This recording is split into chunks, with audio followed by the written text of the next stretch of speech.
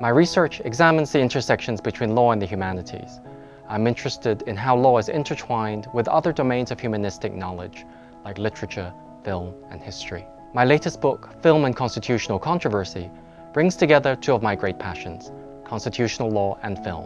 And in my mind, these are also two things that make Hong Kong such a fascinating place: the constitutional experiment known as one country, two systems, and the synonymous tradition which has placed the city firmly on the global cultural map. There are three key terms in the title of the book: constitutional controversy, film, and identity. By constitutional controversy, I'm referring to disagreements about the status and meaning of a corpus of legal texts, primarily the Basic Law, Hong Kong's post-handover constitutional document, but also associated texts like the Sino-British Joint Declaration and the Bill of Rights Ordinance. The controversies have great resonance in Hong Kong. They're not purely legal events. They're also political, social, and cultural events. They cause people to immigrate to other countries, to demonstrate on the streets, to occupy major thoroughfares, and even to engage in violence. The films I look at in the book take law as the main subject, and law here is broadly defined to include legal agents like lawyers and judges, legal processes like adversarial trials, and occurrences that find that way into legal debate, like the various protests we've seen over the past 20 years.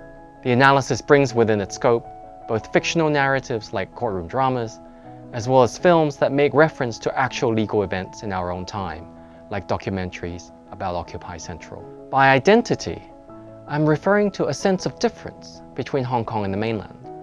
A sense of difference which, as I show in the book, arises for a number of interlocking reasons, including Hong Kong's colonial history, its international connectedness, its attachment to rights, liberties, and the rule of law, and most importantly, the one country, two systems principle enshrined in the Basic Law, which sets the city apart from many other parts of the country.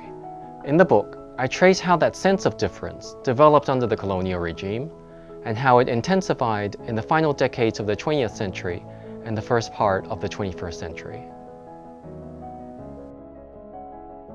One thing I argue in the book is that many constitutional events in modern-day Hong Kong have great resonance because they impact upon aspects of Hong Kong identity. If you look back over the past 40 years or so, people have often reacted very strongly to constitutional disputes, and I think one reason they have reacted so strongly is because these disputes are often perceived as threatening that sense of difference between Hong Kong and the mainland.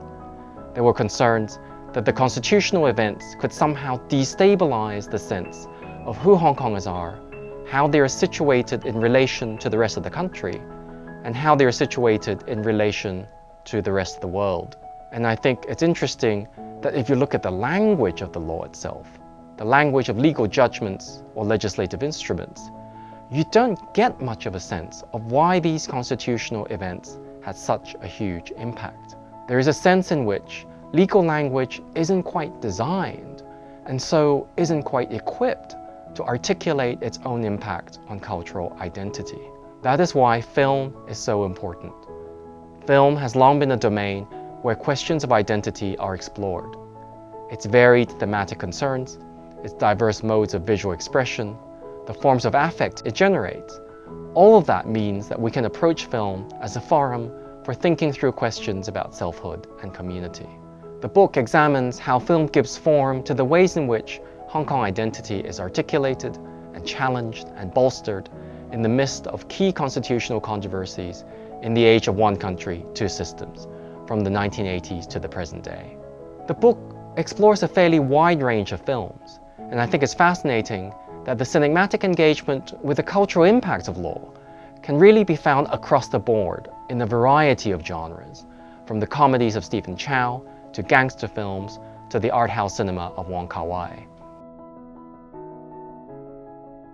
I find interdisciplinary legal scholarship immensely exciting, partly because the law does not exist in a vacuum and is a crucial part of the fabric of a society. So to understand the significance of law, we need to look beyond law to domains that law is in constant dialogue with.